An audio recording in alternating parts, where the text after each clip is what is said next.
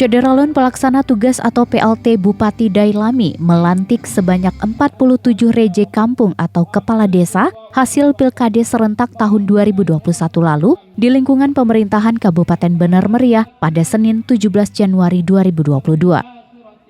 Pelantikan ini juga diikuti oleh 2 reje kampung pengganti antar waktu atau PAW. Menariknya, pelantikan ini berlangsung di monumen bersejarah bagi negara Indonesia, yaitu Tugu Radio Rimbaraya di Kampung Rimbaraya, Kecamatan Pintu Rimegayo.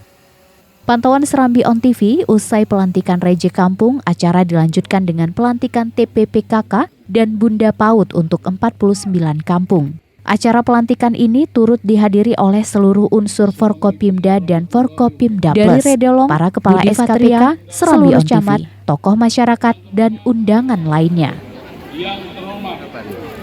Jadi begini, ini mungkin selama ada Bener Meriah, baru ini kita adakan di Tugu Rimbaraya.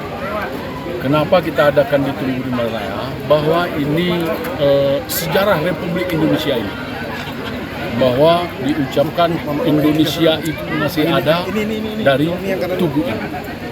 Jadi saya mengambil momen pelantikan reju di sini pada hari ini beserta Bunda PAUD dan ibu-ibu PKK-nya supaya mereka ingat sejarah itu, bahwa mereka itu dilantik di monumen yang bersejarah. Paling sedikit bisa mengingatkan dan tidak terlupakan sejarah yang ada di Bener Meriah ini.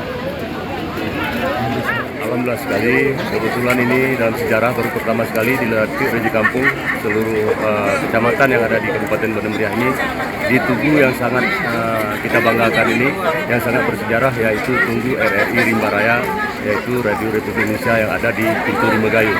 Saya sangat berterima kasih kepada Pemda juga, kepada Pak Bupati, Sekda, dan kepada alim ulama yang telah mengizinkan tempat ini untuk kita pelantikan reje yang pertama di tahun 2022 ini.